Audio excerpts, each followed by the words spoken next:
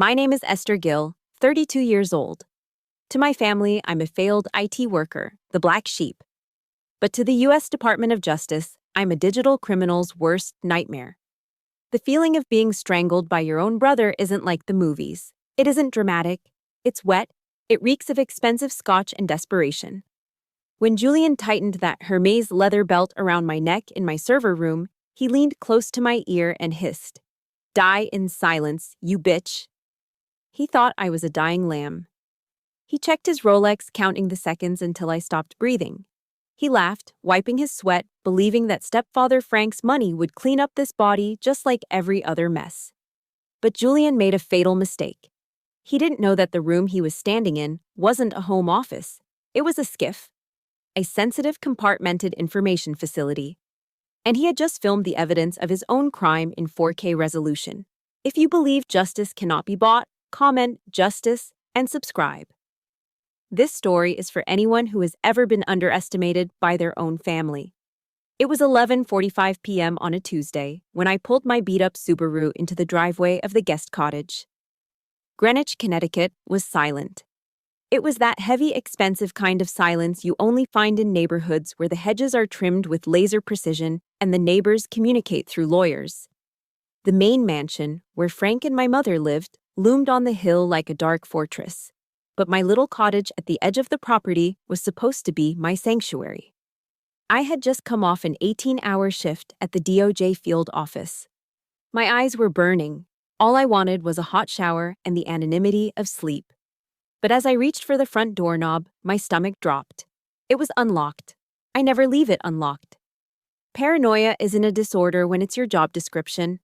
I pushed the door open with my elbow, my hand instinctively hovering near my waistband, though I wasn't carrying my service weapon tonight. Then, the smell hit me. It wasn't the smell of a burglar, it was the smell of entitlement. Tom Ford oud wood mixed with the acrid stench of stale scotch. It was a scent that had dominated every Thanksgiving dinner and Christmas morning of my adult life. "Julian," I whispered, the dread pooling in my gut. I walked into the living room. It was a disaster zone. Cushions were slashed, books pulled from the shelves. I heard a crash from the back room, my office. My heart hammered against my ribs. That room was strictly off-limits. I ran to the doorway. Julian was there, standing amidst the humming black towers of my server racks. He looked manic. His Brooks Brothers shirt was unbuttoned at the collar, sweat glistening on his forehead. He was ripping cables out of a hard drive array, looking for a safe that didn't exist. "Where is it, Esther?" He spun around, his eyes bloodshot and wild. "Where does the old man hide the emergency cash? I know you have a stash here." "Julian, get out," I said, my voice steady, though my knees were shaking. "There's no cash here, you know that. Don't lie to me." He kicked one of the server towers. The metal dented with a sickening crunch. That rack alone was worth more than his car. "I need 50 grand by morning, Esther. The guys at the club, they aren't like Frank. They'll break my legs." "Gambling again." I stepped forward, trying to block his path to the main terminal. "Go home, Julian. Tell Frank, I'm not giving you anything." He laughed, a cruel, jagged sound. He stepped closer, looming over me. He was 6'2", a former Yale rower, built on protein shakes and arrogance. I was 5'5" of exhaustion. "You think you can tell me what to do?" He sneered, looking down at me with that familiar look of absolute disgust. "Look at this place. All these blinking lights. You think you're so smart, don't you? But you're just a glorified mechanic. You're just the help, Esther. You fix computers. You reboot Windows for a living. You are nothing." He reached for the main console. "Maybe I'll take this. Pawn it for parts." "Don't touch that," I snapped, grabbing his wrist. That was the trigger. The golden sun didn't like being touched by the help. He backhanded me. The force sent me spinning into the corner of the desk. I tasted copper. Before I could orient myself, he was on me. He didn't punch me again. That would leave bruises on his knuckles. Instead, I heard the distinct swish of leather sliding through loops. He unbuckled his belt. An orange Hermes belt with a gold H buckle. "You always were too loud," he muttered, wrapping the leather around his fists. He lunged. The leather loop dropped over my head before I could scramble away. He yanked it tight. The world instantly narrowed to a pinpoint. My windpipe was crushed against the stiff leather. I clawed at the belt, my fingernails scratching uselessly against the expensive grain. I looked up into his eyes. There was no hesitation, no brotherly love, just cold, annoyed calculation. "Die in silence, you bitch," he whispered. I tried to kick, but my body was going limp. My lungs were burning, screaming for oxygen that wouldn't come. I heard a sickening pop, cartilage in my throat giving way. The humming of the servers faded into a high-pitched ring. My vision went gray, then black. The last thing I felt was him checking his watch. I don't know how long I was out. Maybe a minute, maybe less. The first thing I registered was the pain. It felt like my neck was filled with broken glass. I gasped, a ragged, wet sound that tore through the room. I was lying on the anti-static floor mats. The room was empty. The door was ajar. Julian was gone. He thought he'd finished the job, or maybe he got spooked. My phone was 5 feet away on the floor. The screen was cracked. The instinct of a normal civilian would be to crawl to that phone and dial 911. To scream for help, to cry. But I didn't cry. I didn't reach for the phone. I rolled onto my stomach, my vision swimming. Every inch of movement sent shockwaves of agony down my spine. I dragged myself across the floor, gripping the edge of the desk to pull myself up. My fingers trembled, hovering over the keyboard. I wasn't an IT support girl. I was a senior forensic analyst, and I knew something Julian didn't. The camera system in this room wasn't recording to a cloud that could be deleted. It was a closed-circuit loop, buffering to the RAM. If the power cut, or if the loop overrode itself, the evidence would be gone forever. I had to lock it. I coughed, blood spattering on the enter key. With shaking hands, I bypassed the GUI and opened the command line. I typed in the sequence I had memorized for catastrophic scenarios. SHA 256, checksum, lock file, mirror to DOJ vault. I typed the 32-character encryption key. My vision blurred, but my muscle memory didn't fail. Click. Upload complete, chain of custody initiated. Only then did I let myself slide back down to the floor. I touched my neck. It was swelling rapidly. I looked at the screen. The file was safe. Julian wasn't just my brother anymore. He was Subject 0. And I had just signed his warrant. The pain in my neck was throbbing, a rhythmic drumbeat syncing with the adrenaline fading from my blood. I sat on the cold anti-static floor of my server room, staring at the progress bar on the screen.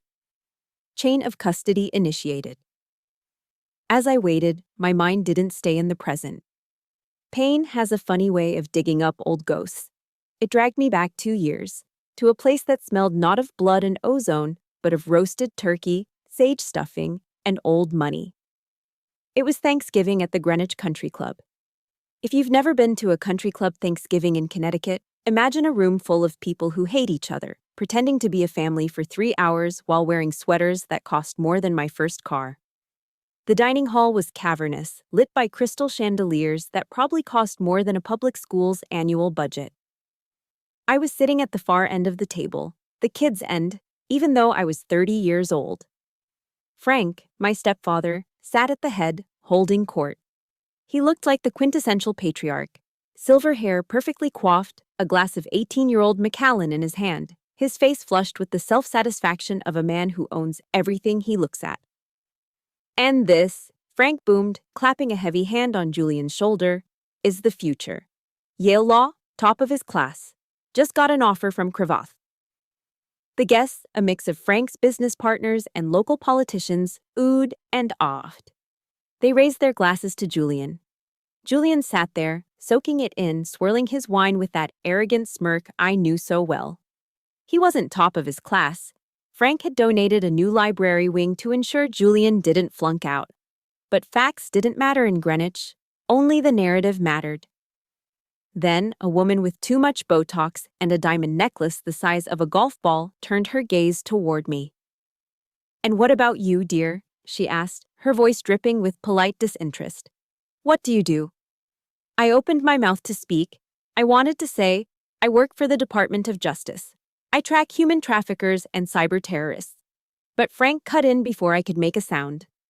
Esther? He laughed, a dismissive, airy sound. Esther is our little techie. She fixes computers. You know, if your printer jams or your Wi-Fi acts up, she's the one to call. She's finding her way. She fixes computers. The table chuckled. I forced a smile, taking a sip of water to wash down the bile rising in my throat. I wasn't a person to them. I was a utility. I was the help. That dynamic wasn't new. It was the foundation of our entire family architecture. In Frank's ledger, children were classified into two columns: assets and liabilities, investments and expenses. Julian was the investment. I remember his 18th birthday clearly. We were standing in the circular driveway. Frank led him outside, eyes twinkling, and presented him with a brand new BMW M4 convertible. Midnight blue. A man needs a machine that commands respect, Frank had said, tossing him the keys. My 18th birthday was different. I didn't get a car. I got a lecture. Frank sat me down in his mahogany-paneled study. Esther, he said, looking over his reading glasses, I'm not paying for your college. Handing you money would cripple your character. You need to learn the value of $1. You need to pull yourself up by your bootstraps. So while Julian crashed his BMW twice and had Frank's lawyers make the DUIs disappear, I was filling out FAFSA forms. While Julian spent his summers on a yacht in the Mediterranean, I was working double shifts at a data center to pay off my student loans. I drowned in debt while living in a mansion, a paradox that only the stepchild of a billionaire could understand. But the moment that really defined us, the moment that paved the way for tonight, happened just 6 months ago. I was in the living room of the main house, sitting on the sofa with my laptop. I was running a diagnostic on a DOJ secure line, but to the naked eye, I just looked like I was browsing the web. Out of habit, I had a small piece of black electrical tape over my webcam. Frank walked in, pouring himself his third drink of the evening. He stopped behind me, peering over my shoulder. He saw the tape. He snorted, the ice cubes clinking in his glass. What is that? He pointed a manicured finger at the tape. Are you worried someone is spying on you? It's just standard security, Frank, I muttered, not looking up. He started laughing. It wasn't a joyful laugh, it was mocking, deep from his chest. You are so paranoid, Esther. Who do you think you are? You think the CIA is watching you? You think you're important enough for anyone to care about? He leaned down, his breath smelling of expensive alcohol, and whispered, Newsflash, sweetheart. Nobody watches the help. You have no value. You are invisible. He walked away, chuckling to himself, leaving me burning with humiliation on the plush leather sofa. If you have ever felt invisible in your own home, or if your parents clearly had a favorite, please hit the like button and comment, I see you below. Let's show the world that we are not invisible. I blinked, the memory dissolving back into the reality of my server room. The pain in my neck flared again. Frank was right. I was invisible. To him, to Julian, to my mother, I was just a background character, a cost to be minimized, a failure who fixed printers. But as I looked at the screen, watching the encryption lock into place, a cold smile touched my lips. Frank didn't realize that invisibility is a spy's greatest weapon. Because he thought I was worthless, he never asked what I really did. Because he thought I was paranoid, he never questioned the server racks in the guest cottage. Because he thought I was just the help, he never realized that the person washing his dishes knew how to bury a digital footprint or expose a hidden offshore account. He thought I was a liability. He had no idea that I was about to become the most expensive mistake of his life. The upload bar hit 100%. Transfer complete. I closed the laptop. The IT girl was gone. The agent was awake, and she was ready to work. Most people assume my office is a beige cubicle with a motivational cat poster and a potted plant dying under fluorescent lights. They imagine I spend my days resetting passwords for baby boomers who forgot to turn off their caps lock.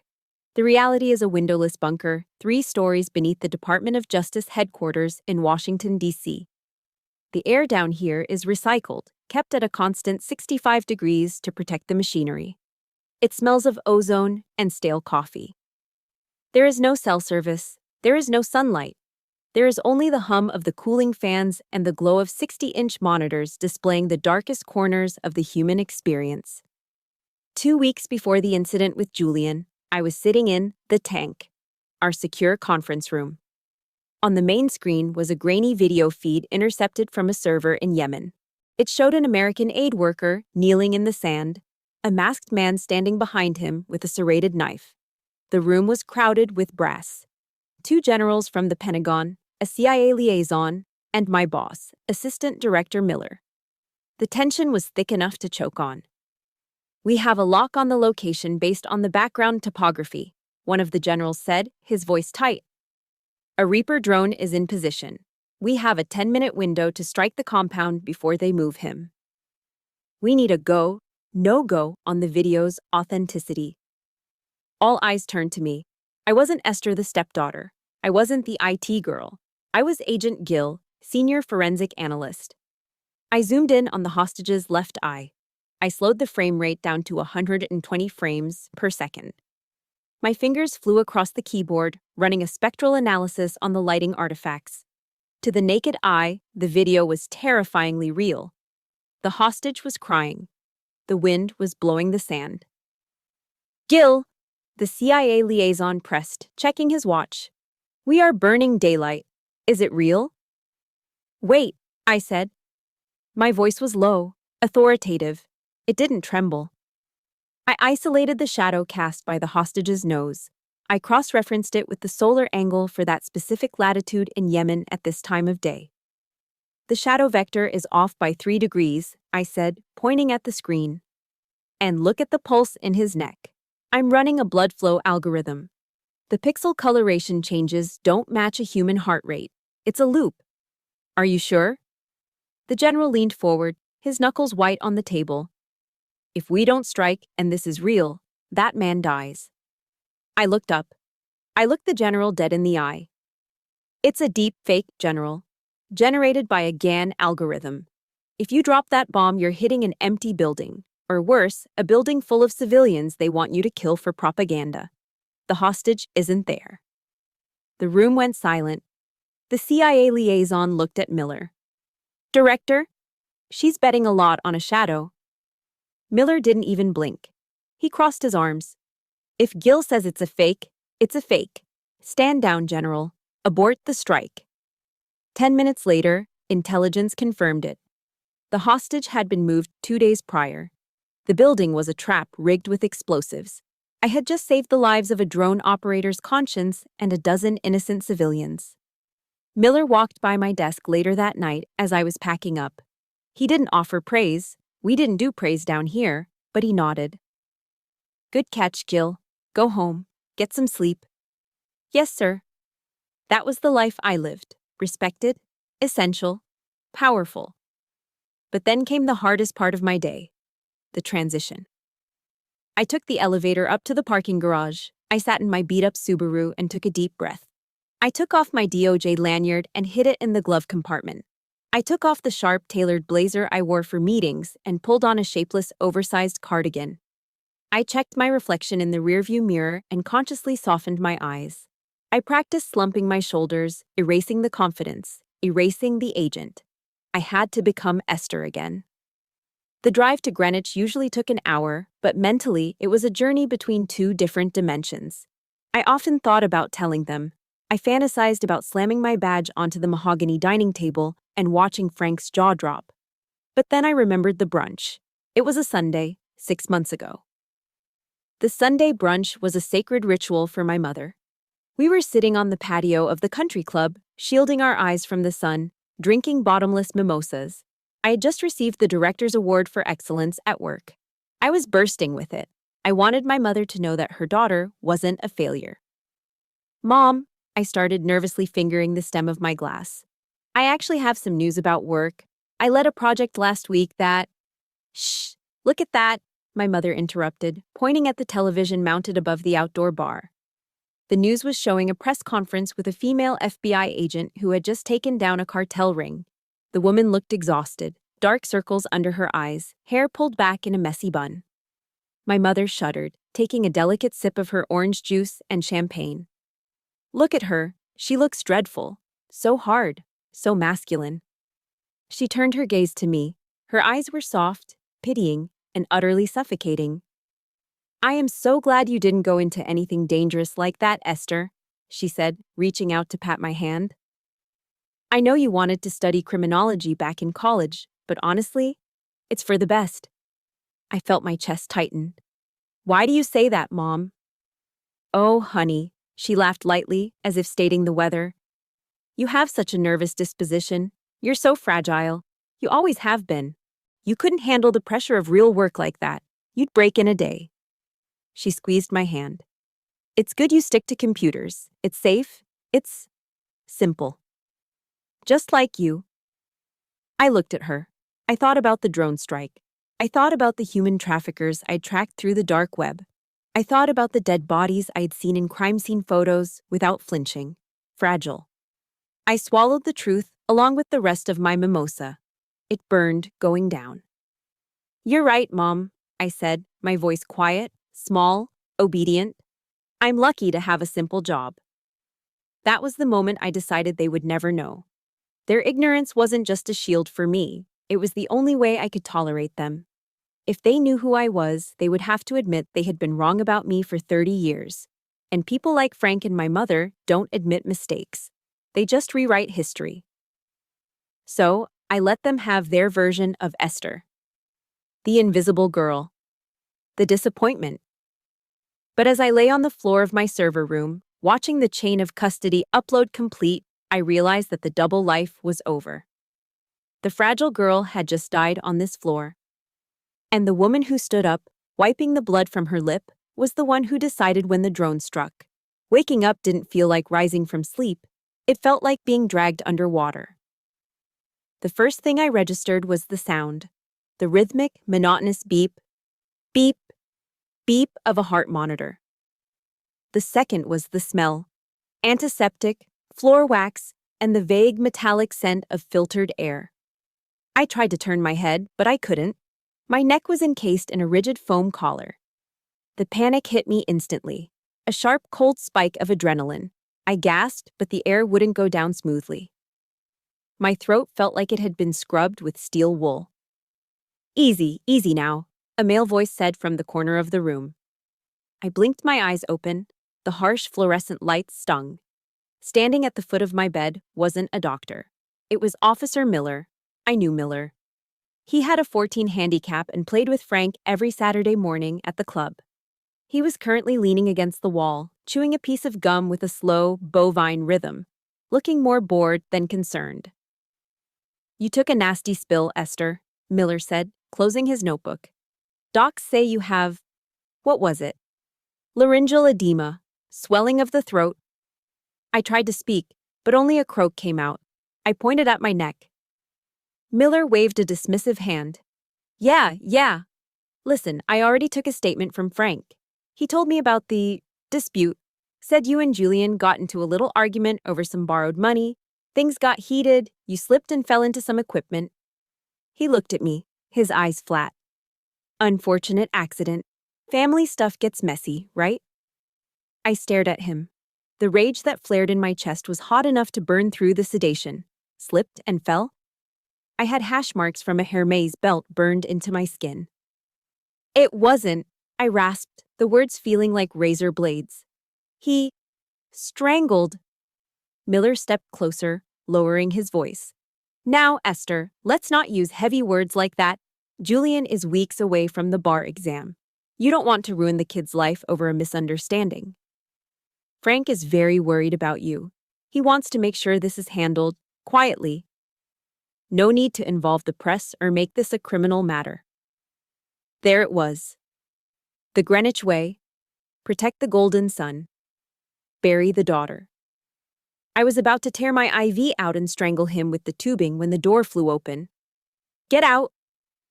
The voice was sharp, commanding, and beautiful. Officer Miller turned around. Excuse me, I'm conducting a police interview. You are harassing a victim in critical condition without counsel present. the woman said, stepping into the room.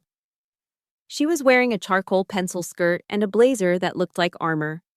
Her dark hair was pulled back in a severe bun, and her eyes were blazing. Elena, my cousin. Or rather, my second cousin on my father's side, the side Frank liked to pretend didn't exist. She was an assistant district attorney in Manhattan, and she was the only person in my bloodline who didn't care about Frank Gill's money. Elena, Miller shifted uncomfortably. I'm just getting the facts. I know exactly what you're doing, Miller, Elena snapped, walking past him to stand by my bed. I saw your squad car parked next to Frank's Mercedes outside. You aren't here for the facts. You're here for damage control.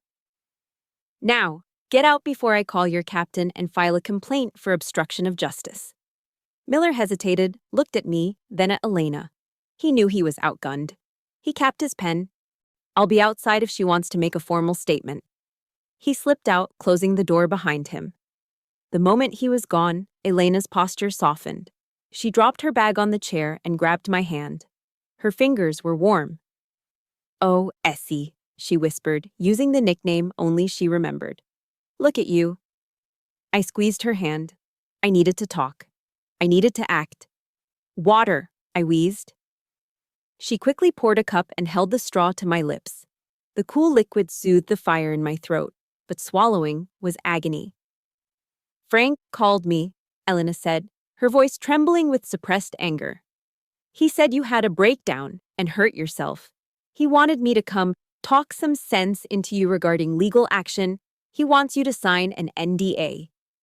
I closed my eyes. Of course he did. Elena, I whispered. My bag. The EMTs brought it. It's right here. She reached under the bed and pulled out the clear plastic bag labeled Patient Belongings. Inside were my clothes, my wallet, and my keys. Open it, I said. Hidden pocket, inside the jacket. Elena frowned, but did as I asked. She unzipped the bloody hoodie I'd been wearing. Inside the lining, there was a small, hidden seam. Her fingers brushed against something hard. She pulled out a silver USB drive. It looked ordinary, but it was military-grade hardware, encrypted with a 256-bit key. What is this? She asked. I took a breath, preparing myself for the pain of speaking. Frank thinks I'm IT support. He thinks I fix printers. I know, Essie. We all know they treat you like crap. No. I locked eyes with her. They don't know. I don't fix printers, Elena. I work for the DOJ. Cyber Crimes Division. Senior Analyst. Elena froze. She stared at me, processing the information. The black sheep cousin, the failure, the quiet girl. This isn't a domestic dispute, I forced the words out, each one a victory. This was an assassination attempt on a federal agent. The room went dead silent. The only sound was the heart monitor speeding up, matching my pulse. The drive, I pointed. Watch it. The password is Justice 32. Elena didn't ask questions. That was why I loved her. She was a prosecutor. She operated on evidence. She pulled a slim laptop from her briefcase, booted it up, and plugged in the drive. I watched her face as she typed in the password. I saw the moment the video started playing. I saw the reflection of the screen in her glasses, the 4K footage of the server room. Elena's hand flew to her mouth. She watched Julian storm in. She watched him smash my equipment. She watched him scream at me. And then, she watched him unbuckle his belt. I turned my head away. I couldn't watch it again.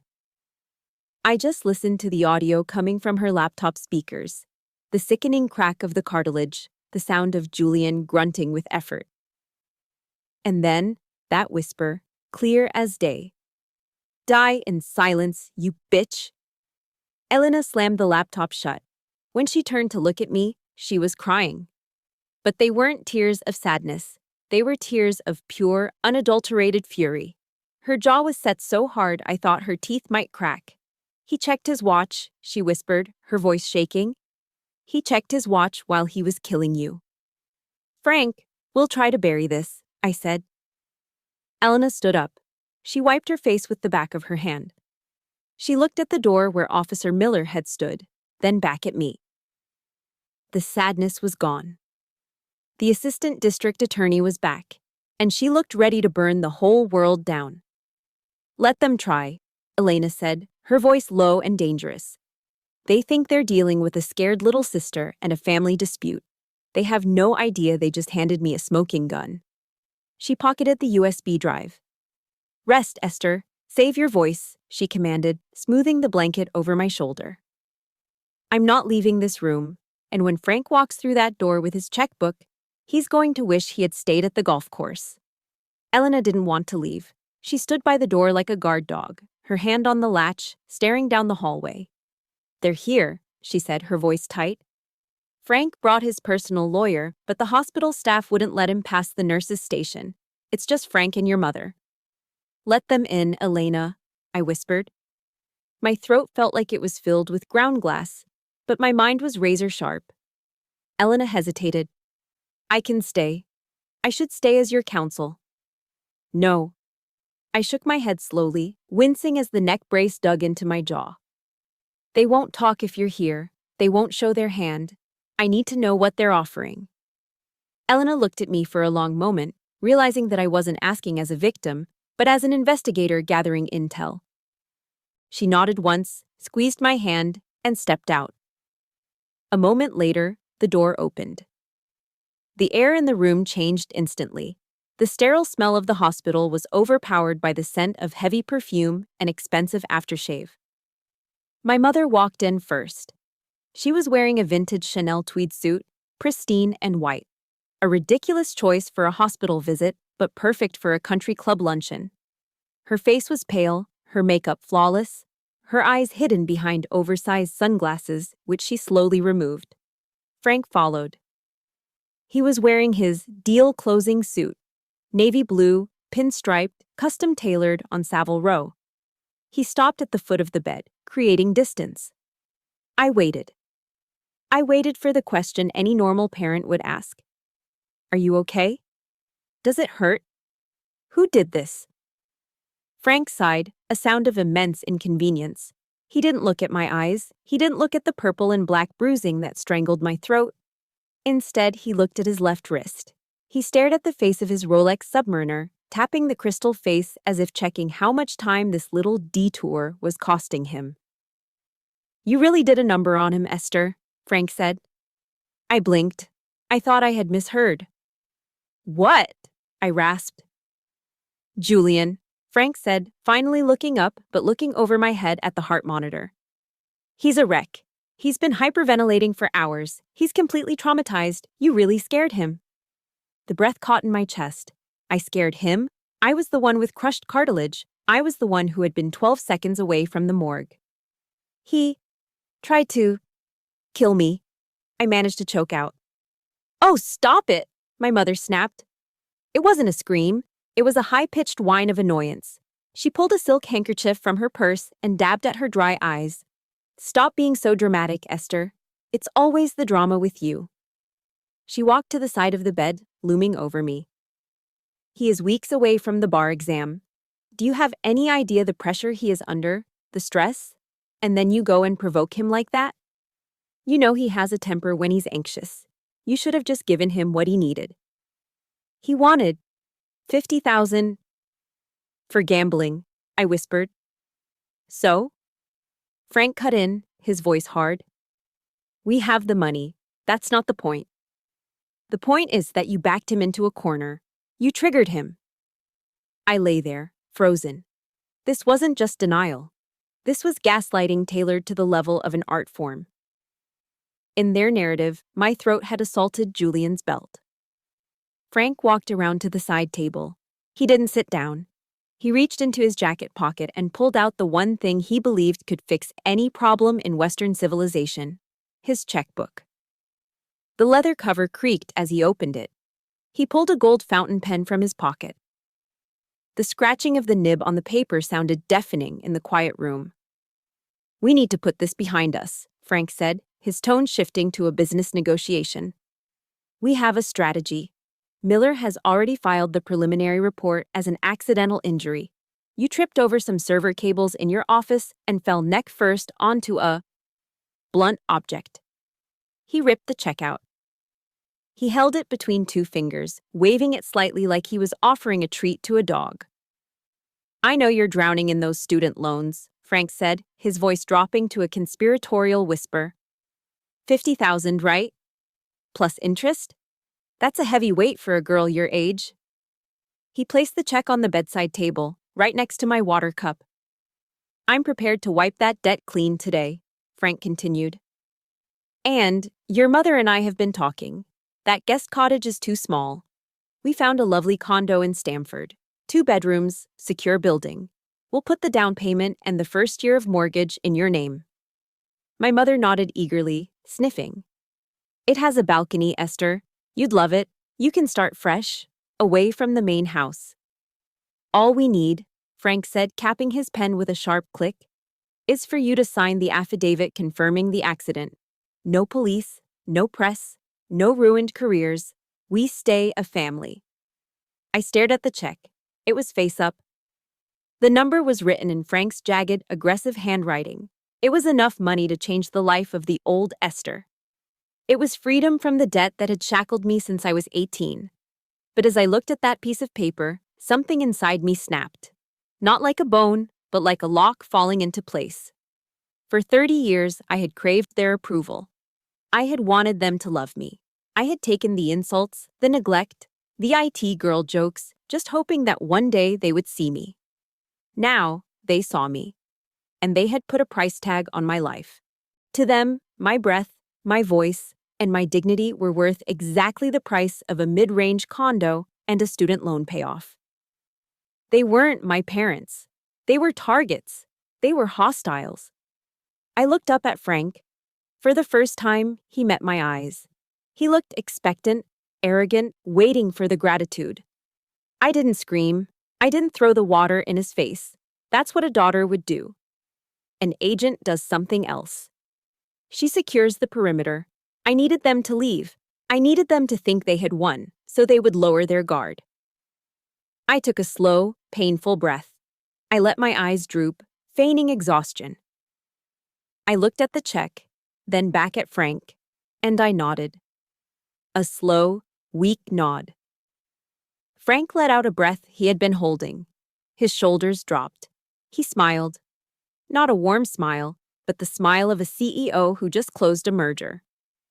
Good girl, he said. He patted my leg through the blanket. It made my skin crawl. I knew you were smart.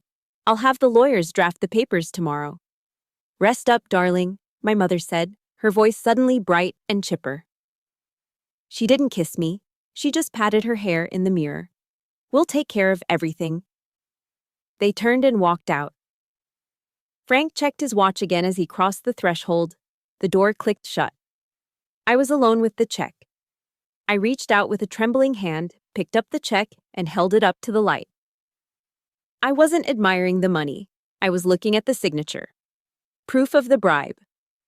Proof of the conspiracy to obstruct justice. I crumpled it in my fist. If you believe that justice should never be for sale and that some lines can never be uncrossed, hit the like button right now. Comment "not for sale" below if you would have torn that check up too. I reached for the call button to summon Elena. The deal was done. But not the one Frank thought he made. The nurse looked at me like I was insane. She tapped the clipboard with an aggressive manicured fingernail. Ms. Gill, you are leaving against medical advice, she said, her voice stern. You have significant laryngeal trauma. If that swelling increases, you could suffocate in your sleep. I cannot legally stop you, but I am telling you, this is a mistake. I looked at her. She was doing her job. She was trying to protect me. It was more than my mother had done in 30 years. I appreciate it, I rasped, my voice sounding like gravel grinding in a mixer. But I'm not safe here. I signed the AMA form. The pen felt heavy in my hand, but my grip was steady. I walked out of the hospital room, bypassing the elevators where Frank might still be lingering in the lobby. I took the service stairs. With every step, pain shot up my spine, white hot and blinding. But I didn't stop. I welcomed the pain. It was a reminder that I was alive. It was a reminder of what I had to do. Outside, the air was cold. I ripped the plastic hospital wristband off my arm and tossed it into a trash can. There is a quote by Theodore Roosevelt that Frank used to love quoting at dinner parties, usually to justify his ruthless business deals. It is not the critic who counts, not the man who points out how the strong man stumbles. The credit belongs to the man who is actually in the arena, whose face is marred by dust and sweat and blood. Frank thought he was the man in the arena. He thought I was just the spectator, the critic, the help.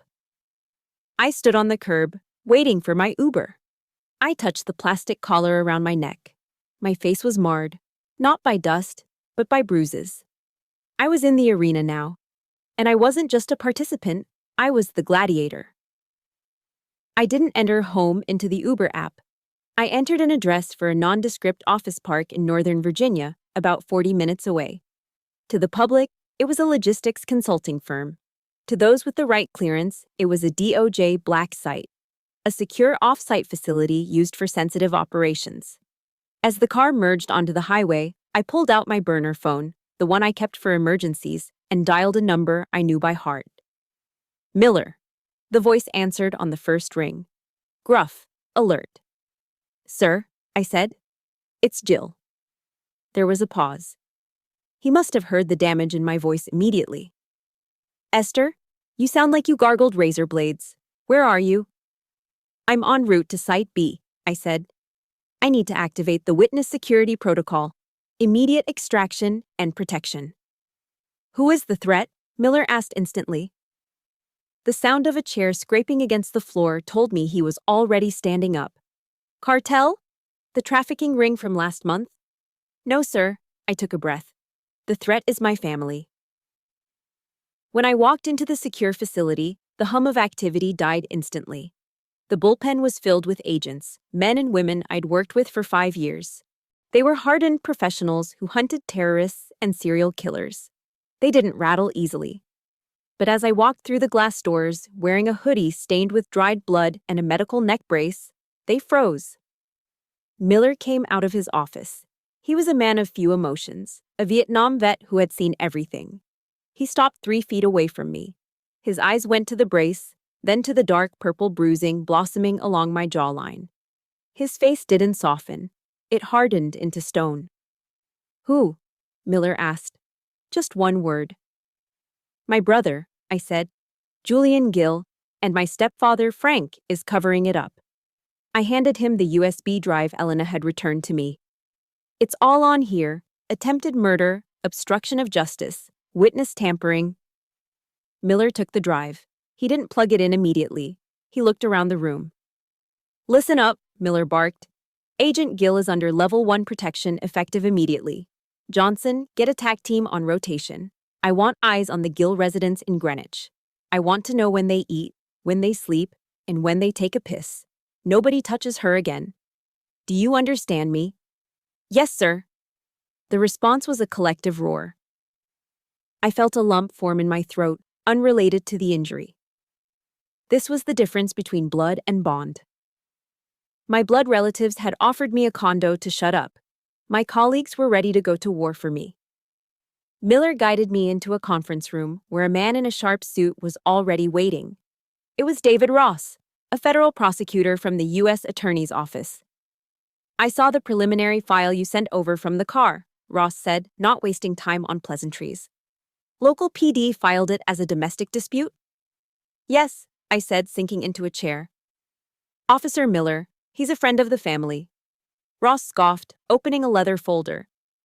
Well, Officer Miller is about to have a very bad day, because this isn't a domestic dispute anymore. He slid a document across the table toward me.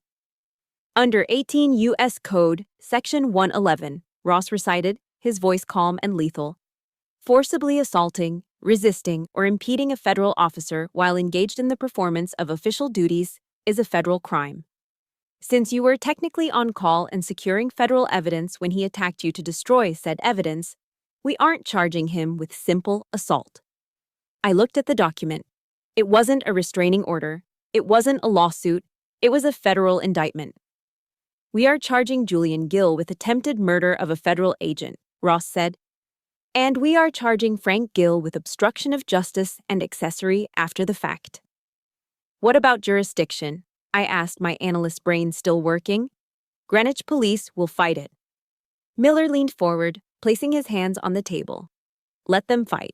We are the Department of Justice. We don't ask for permission. We take jurisdiction. Ross pulled out a pen. The magistrate judge is on standby. He's seen the video. He called it chilling. He's ready to sign. I looked at the paperwork.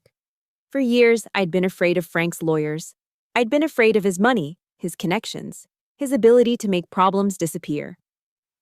But looking around this room, the secure walls, the armed agents outside, the federal seal on the wall, I realized how small Frank's world really was. Frank played golf with the local police captain. I hunted monsters with the United States government. Sign it, I whispered. Ross signed the bottom of the warrant. The scratch of his pen was loud in the quiet room. It was the sound of a hammer dropping. Miller looked at me. We pick him up tomorrow. How do you want to handle it? I thought about the country club. I thought about the BMW. I thought about Julian's arrogance, his belief that he was untouchable because he was a golden son. Tomorrow is Wednesday, I said, a cold calm settling over me. Wednesday is Julian's golf day. He tees off at 9 a.m. I looked up at Miller. Don't take him at the house, I said. Take him on the first tee, in front of everyone. Miller nodded, a grim smile touching his lips. Done. The hunt was on. And for the first time in my life, I wasn't the prey. The unspoken rule of the Greenwich Country Club is silence. Absolute, reverent silence, especially on the first tee box at 9 a.m. on a Wednesday. Julian stood at the tee, testing the weight of his $1,000 titanium driver. He was wearing pristine white slacks and a pastel pink polo shirt, the uniform of the leisure class. Around him stood 3 business associates, men who were there to curry favor with Frank, and by extension, with the golden son. 4, Julian joked as he took a practice swing, slicing the air with an arrogant whoosh. I'm telling you, boys, the merger is a done deal. My old man has the regulators in his pocket. He stepped up to the ball, wiggling his hips, preparing to drive. The morning was perfect. The birds were singing. The grass was manicured to the millimeter. Then, the world exploded. It wasn't a bomb. It was the screech of heavy-duty tires tearing across the sacred Bermuda grass. Julian froze in mid-backswing. The group turned to look down the fairway. 2 black Chevrolet Suburbans were barreling across the green, kicking up clods of dirt and grass, heading straight for the tee box. These weren't the polite white sedans of the local Greenwich police. These were government-issue assault vehicles. The SUVs skidded to a halt 10 yards from the tee. The doors flew open before the wheels stopped spinning. Federal agents, a voice boomed. Drop the club, hands in the air. 6 figures jumped out. They weren't wearing standard uniforms. They were wearing navy blue windbreakers with 3 yellow letters emblazoned on the back. FBI. Julian didn't drop the club. He stood there, mouth agape, looking like a child whose toy had just been snatched away. What the hell is this? Julian screamed, his voice cracking. You're ruining the green. Do you have any idea how much membership costs here? Agent Johnson, the tactical lead Miller had assigned, didn't care about the grass. He closed the distance in 3 strides, grabbed Julian's arm, and spun him around. Julian Gill, you are under arrest for the attempted murder of a federal officer, Johnson announced, his voice carrying across the silent course. He kicked Julian's legs apart and slammed him against the hood of the hot SUV. The driver dropped from Julian's hand, clattering onto the asphalt cart path. Murder! Julian shouted as the cold steel of the handcuffs clicked onto his wrists. You're crazy! It was a family argument. Get your hands off me. The club members on the patio were standing up, phones out, filming. The waiters stopped serving mimosas. The golden son was getting the perp walk of the century. As Johnson shoved him into the back of the SUV, pushing his head down so he wouldn't bump it, Julian leaned out, his face red with humiliation and rage. Do you know who my father is? He screamed, spit flying from his lips. My father will sue you. He'll sue the whole damn department. You're done. You hear me? You're done. The door slammed shut, cutting off his tantrum. The SUVs peeled out, leaving deep, muddy tire tracks on the pristine fairway. A scar that money wouldn't fix anytime soon. Frank Gill didn't go to the holding cell. He went to Midtown Manhattan. The offices of Sterling and Associates were located on the 45th floor of a glass tower overlooking Central Park. The carpet was so thick it felt like walking on moss. The air smelled of old leather and billable hours. Frank sat across from Arthur Sterling. Sterling was known in New York legal circles as the Shark. He didn't defend innocent people. He defended rich people. He charged $1,200 an hour, and he was worth every penny if you wanted to bury a body. Metaphorically speaking. It's a mess, Arthur, Frank said, pacing the office. He looked older today. The facade was cracking. The feds picked him up. They're charging him with attempted murder. And something about a federal officer? It's insanity. Sterling leaned back in his Eames chair, steepling his fingers. He was a small man with eyes like polished flint. It's not insanity, Frank. It's a strategy, Sterling said smoothly. If your stepdaughter is claiming to be an agent, she's delusional. That's our angle. She works in IT, Frank spat. She fixes servers. She's always been a bit off. Quiet. Weird. Perfect, Sterling smiled. It was a cold, reptilian smile. We don't fight the physical evidence yet. We fight her character. We paint a picture for the jury. Esther is the jealous, unstable stepsister. She's 32, unmarried, low income, living in a guest cottage while her successful brother drives a BMW. She resents him, she snapped, she attacked him, he defended himself, and now she's inventing this elaborate spy fantasy to ruin him. Frank stopped pacing. He nodded slowly. She has been under a lot of stress. My wife says Esther has always been fragile. Exactly. Sterling pulled a legal pad forward. We file a motion for a psychiatric evaluation. We leak it to the press that she has a history of mental instability. By the time this goes to trial, no jury will believe a word she says. We'll make her look like a hysterical woman who watched too many crime shows. Do whatever it takes. Frank pulled out his checkbook, the same one Esther had rejected. I want her discredited. I want her destroyed. 40 miles away, inside the windowless war room of the DOJ safe site, the atmosphere was very different. There were no leather chairs, just metal tables, cold coffee, and the hum of hard drives. Elena paced the room, furious. She had just gotten off the phone with a contact at the courthouse. They're going to smear you, Esther, Elena said, slamming her phone down on the table. Sterling just filed a motion. They're claiming you're delusional. They're saying the federal agent claim is a symptom of psychosis. They're going to drag your name through the mud. I sat at the main terminal, my fingers hovering over the keyboard. I wasn't pacing. I wasn't angry. I was in the zone.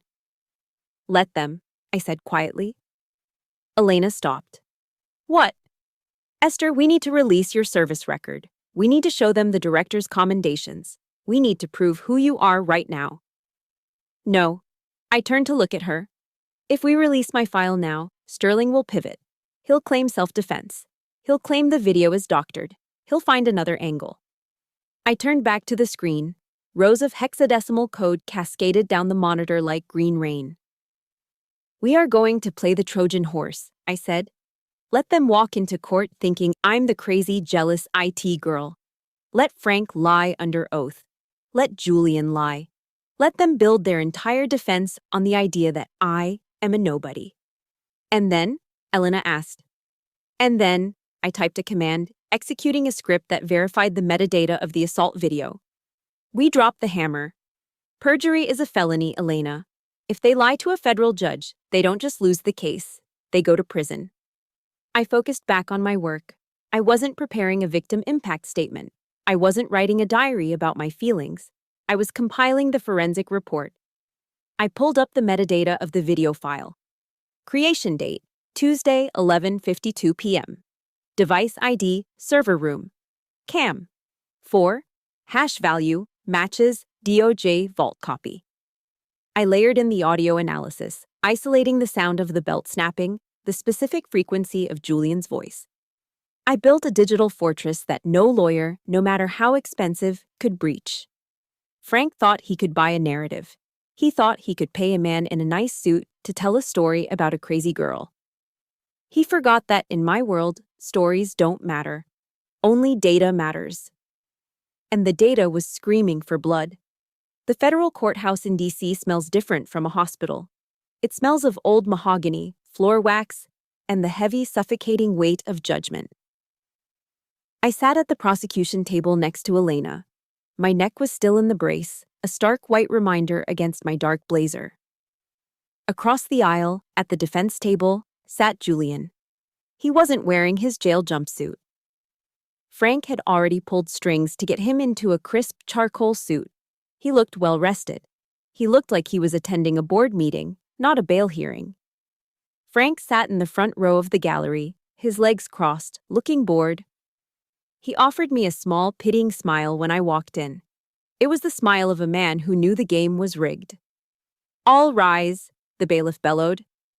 Magistrate Judge Vance swept in. He was an older man with bushy gray eyebrows and a reputation for being tough on violent crime, but tougher on procedure.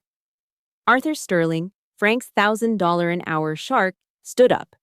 He buttoned his jacket with a smooth, practiced motion. He didn't look at the judge. He looked at the press gallery behind us. "Your Honor," Sterling began, his voice baritone and smooth like aged whiskey. "The defense moves to dismiss the video evidence submitted by the prosecution. Furthermore, we request immediate bail for my client, Mr. Gill, who is a victim of a malicious fabrication." Judge Vance peered over his glasses. "Fabrication, Mr. Sterling? The prosecution has submitted a video that appears to show your client strangling the victim with a belt." "Appears is the key word, Your Honor." Sterling walked toward the center of the room. He pointed a finger at me. "We live in a new era, an era where reality can be bent by code.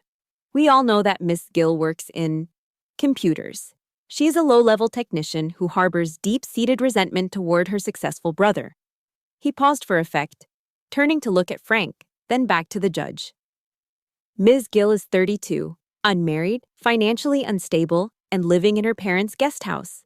She is jealous of Julian's success.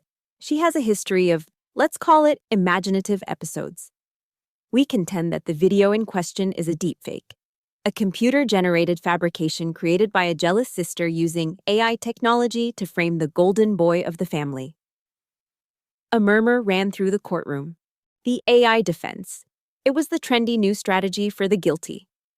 "This video," Sterling continued, his voice rising, "is nothing more than a high-tech cartoon. It is inadmissible. And without it, all you have is the word of a disturbed woman against a Yale law graduate." Judge Vance looked at the screen where the paused video of Julian was displayed. He frowned. He was from a generation of typewriters. Deepfakes were a boogeyman he didn't quite understand. "This is a serious claim, Mr. Sterling," the judge said. "If the authenticity of the evidence is in question, I cannot deny bail. We will need an independent forensic analysis. That could take weeks." Frank smirked. I saw it. It was a tiny twitch of his lip. He leaned over and whispered something to Julian. Julian turned to me, his eyes cold and mocking. "You lose," his eyes said. "We always win." Sterling looked triumphant. "Exactly, Your Honor. We request—" "Objection." Elena stood up. Her voice cut through Sterling's monologue like a knife. "Ms. Ramirez," the judge sighed. "Mr. Sterling has raised a valid technical concern. Unless you have a forensic expert in your pocket who can verify this footage right now, I'm inclined to grant bail pending investigation." Elena didn't flinch. She smiled. "We don't need to hire an outside expert, Your Honor. The prosecution calls Agent Esther Gill to the stand." Sterling laughed. "Object. The victim cannot be the expert witness. She's a computer repair girl, for God's sake." "Actually," Elena said, her voice dropping an octave, deadly serious, "she isn't." I stood up. The pain in my neck flared, but I pushed it down. I walked to the witness box. I didn't look at Julian. I didn't look at Frank. I kept my eyes on the judge. I placed my hand on the Bible. I do. I sat down. I reached into my blazer pocket. I didn't pull out a tissue. I pulled out my badge, the gold shield of the Department of Justice, and set it on the wooden ledge with a heavy metallic clack. Sterling stopped laughing. Frank sat up straighter. State your name and occupation for the record, Elena asked. I leaned into the microphone. My voice was raspy, damaged, but it filled the room. My name is Esther Gill. I am a senior forensic analyst for the Department of Justice Cyber Crimes Division. My badge number is 894 Alpha. I specialize in digital counterterrorism and the authentication of manipulated media. The silence that followed was absolute. Sterling looked like he had swallowed a lemon. Frank's face went from arrogant to ashen gray in the span of 2 seconds. Agent Gill, Elena continued, can you address the defense's claim that this video is a deepfake? I can, I said. I opened the folder I had prepared. I wrote the DOJ's standard protocol for detecting generative adversarial networks, or deepfakes, 2 years ago. I literally wrote the book on it. I pointed to the large monitor on the wall. Please play the video at 0.2 speed. The video played, slow motion. Stop at frame 402, I commanded. The image froze on Julian's face, mid-scream, sweat dripping down his temple. Mr. Sterling claims this is AI, I said, turning to the jury box.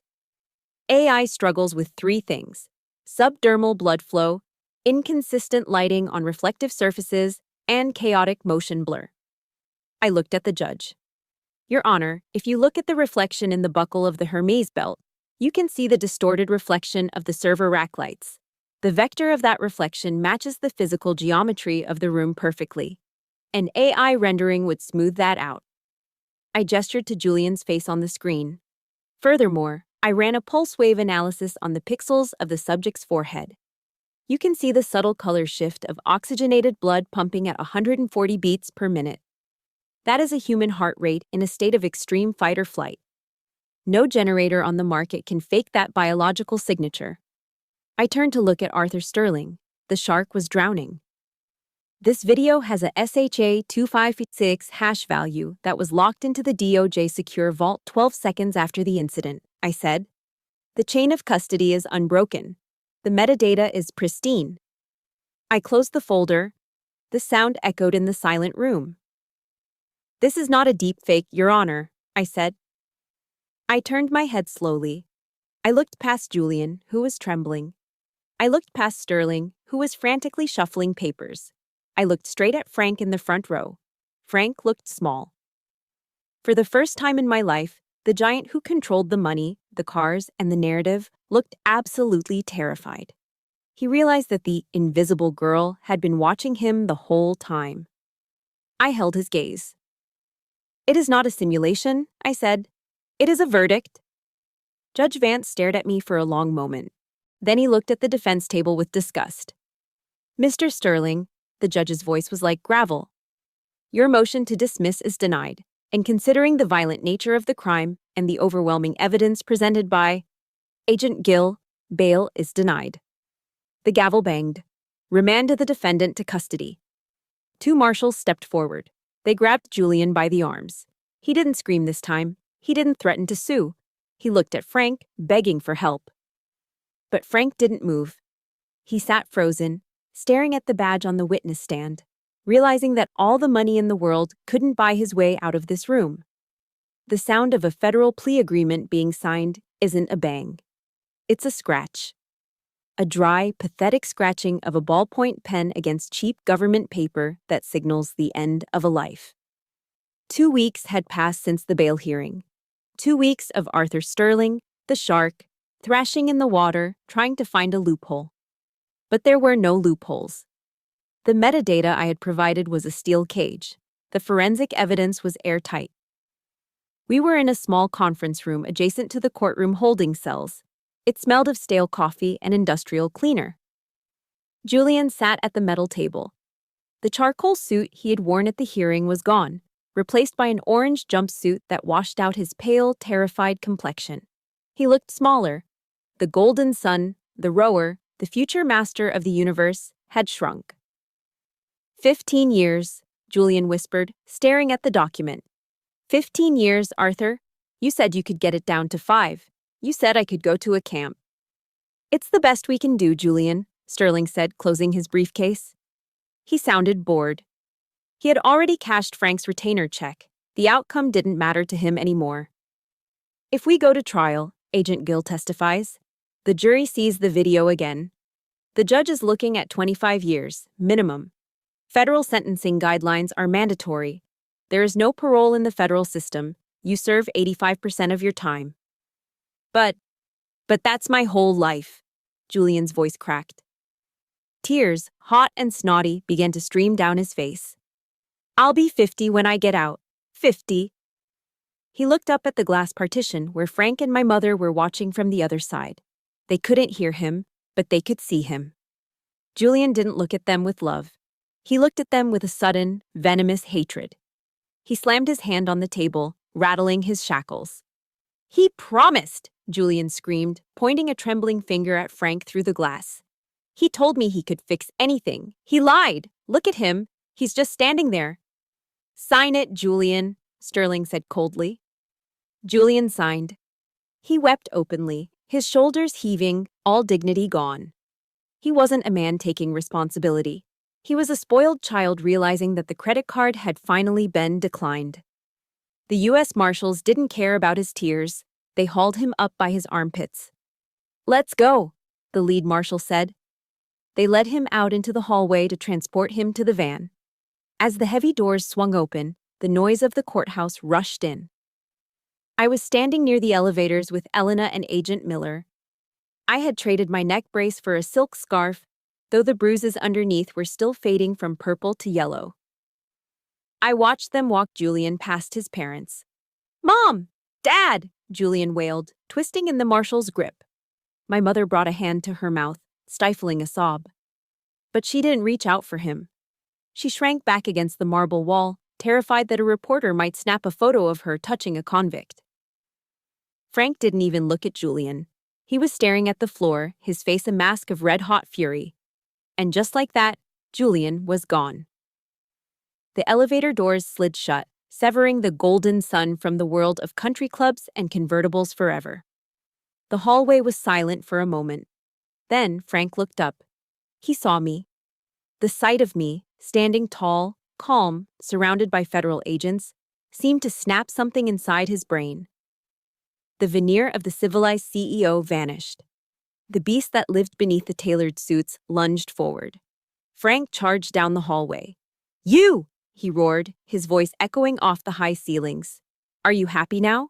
Are you satisfied? Elena stepped forward, her lawyer instincts kicking in, ready to verbally intercept him. Agent Miller's hand went to his holster, his eyes narrowing. But Frank ignored them. He stopped 5 feet from me, breathing heavily, his face contorted into a rictus of hate. You ungrateful little traitor, Frank spat, pointing a shaking finger at my face. We gave you a home. We put clothes on your back. And this is how you repay us. You destroyed this family. You ruined his life over a bruise. A bruise. My mother was behind him, her eyes cold and hard. I hope you're proud of yourself, Esther, she hissed. Everyone in Greenwich is talking. We can't even show our faces at the club.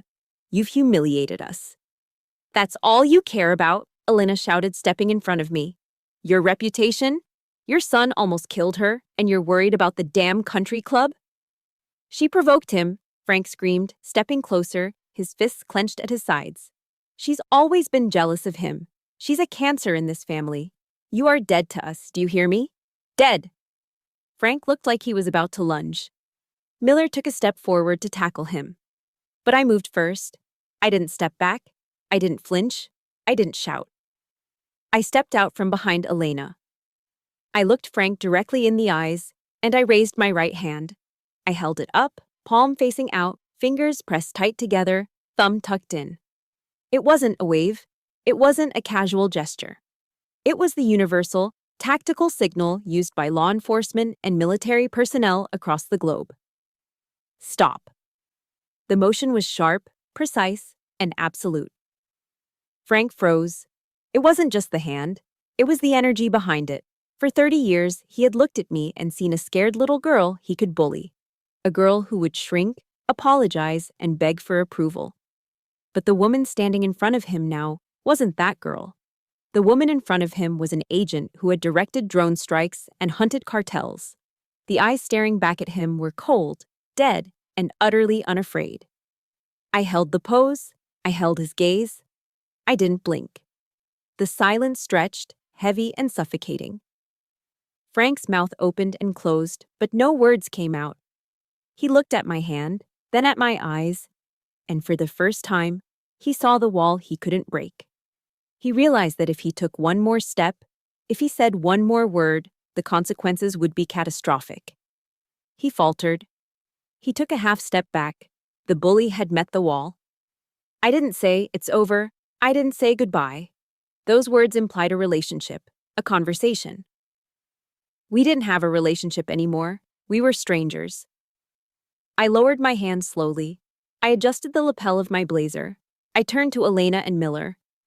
"We're done here," I said. My voice was calm, steady, barely above a whisper.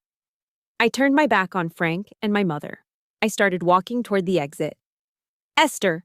Frank yelled after me, his voice cracking, sounding desperate and small in the vast hallway. "Don't you walk away from me, I'm speaking to you." I kept walking. Click, click, click. The sound of my heels on the marble floor was rhythmic, precise, and final. I didn't speed up. I didn't slow down. I didn't look back to see them standing there in the ruins of the life they had built on lies. I walked through the double doors and out into the bright, blinding sunlight of Washington, D.C. The air tasted sweet. It tasted like ozone and exhaust and cherry blossoms. It tasted like freedom. The placard on the door of my new office didn't just say Esther Gill.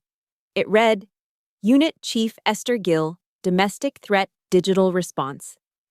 It had been 6 months since the trial, 6 months since Julian traded his tailored suits for a federal jumpsuit, and 6 months since I walked away from Frank in that marble hallway.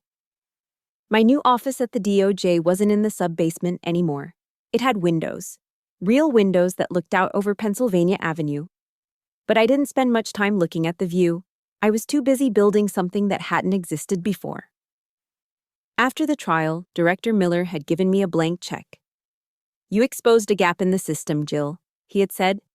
"We protect politicians from cyber threats. We protect banks. But we don't protect the women who are being terrorized in their own homes by the people who claim to love them." So, I built the unit. We weren't chasing international terrorists anymore. We were chasing the abusers who used spyware to track their wives, the ex-boyfriends who revenge-posted private photos, and the stalkers who hid behind VPNs. Technically, as a unit chief, I was supposed to be behind a desk, managing budgets and personnel. But today, I was in the field. I parked my government-issue SUV in front of a small garden apartment complex in Arlington, Virginia. I grabbed my toolkit and walked up to apartment 4B. Sarah opened the door before I could knock. She was 22, roughly the same age I was when I first realized my family hated me. She was trembling, her eyes darting to the parking lot behind me. "Did you see a blue Ford truck?" she whispered. "He drives by sometimes. He says he knows when I turn the lights off." "I checked the perimeter, Sarah. No blue truck," I said, my voice soft but firm. "And after today, it won't matter if he drives by. We'll see him before he even turns the corner." For the next hour, I didn't act like a federal boss. I acted like the technician Frank had mocked. I installed micro cameras in the doorframe. I set up a secure, encrypted router that masked her IP address. I scrubbed her phone of the tracking software her ex-boyfriend had installed. When I was finished, I handed her a tablet.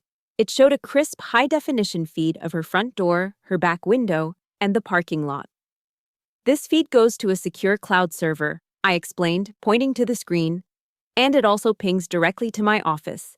If he steps foot on this property, facial recognition will flag him, and local PD will be dispatched within 3 minutes."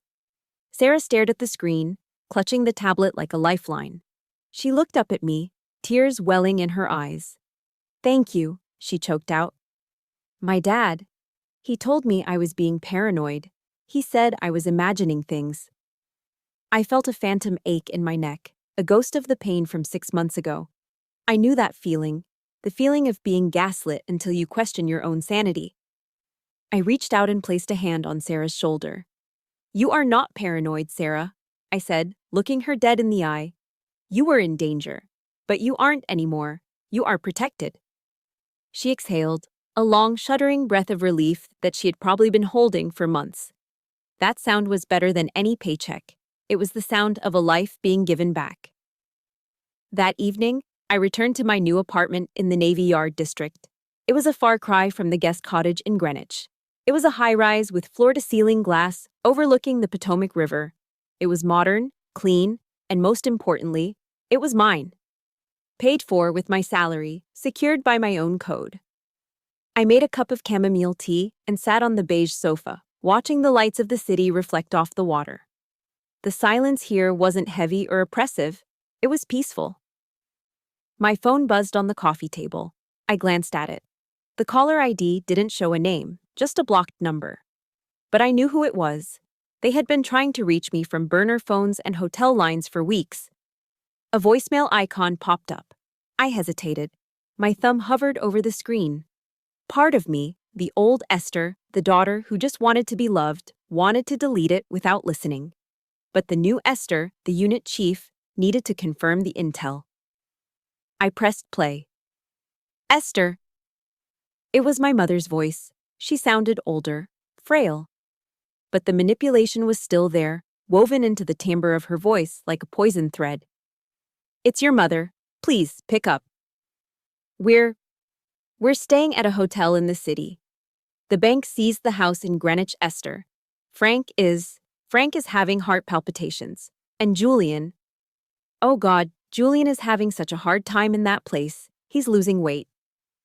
She paused, taking a shaky breath. "We are a family, Esther. Families forgive. We're all you have. Please, just call us. We can fix this. We can start over." The message ended. I sat there, holding the warm mug of tea. I waited for the guilt to come. I waited for that familiar, crushing weight in my chest, the obligation to fix their mess, to be the dutiful daughter. But it didn't come. Instead, I felt a profound sense of clarity. "We're all you have," she had said. I looked around my apartment. I thought about Elena, who was coming over for dinner tomorrow. I thought about Director Miller, who trusted me with millions of dollars in resources. I thought about Sarah, who was sleeping safely tonight because of me. I had a family. I had a purpose. My biological family didn't want forgiveness. They wanted a host. They wanted someone to carry their shame so they didn't have to. I didn't feel anger anymore. I just felt done. I tapped the screen. I didn't save the message. I hit delete. Then, I went into the call settings. I selected the number. My finger hovered over the red text for a split second, acknowledging the finality of the act. Block caller. I set the phone down, face down. I stood up and walked to the window. The Washington Monument glowed in the distance, a beacon of white stone against the dark sky. There is a verse in the Bible, Luke 8:17, that had kept me sane during those long years in the dark. "For there is nothing hidden that will not be disclosed, and nothing concealed that will not be known or brought out into the open." For a long time, I thought that verse was a threat, a warning that my secrets would be found out. But now I realized it was a promise. God hadn't ignored me when I was the invisible girl in the guest cottage. He was hiding me. He was preparing me. He was forging me in the dark so that when the time was right, I could bring the truth into the light. I wasn't the black sheep anymore. I wasn't the victim. I leaned my forehead against the cool glass, looking out over the city I'd sworn to protect. I was no longer invisible. I was watching. And for the first time in my life, I liked what I saw. My case file is officially closed, but the mission continues. I shared my story because I know too many of you feel invisible in your own homes, undervalued by the people who should love you most. But remember, silence is not weakness, and your worth is not defined by their approval. If my victory gave you a spark of hope today, please type, "I am worthy" in the comments below. It's a small step, but it changes everything. And if you want to hear more stories where justice wins, hit that subscribe button. Welcome to the resistance, I'll see you in the next file.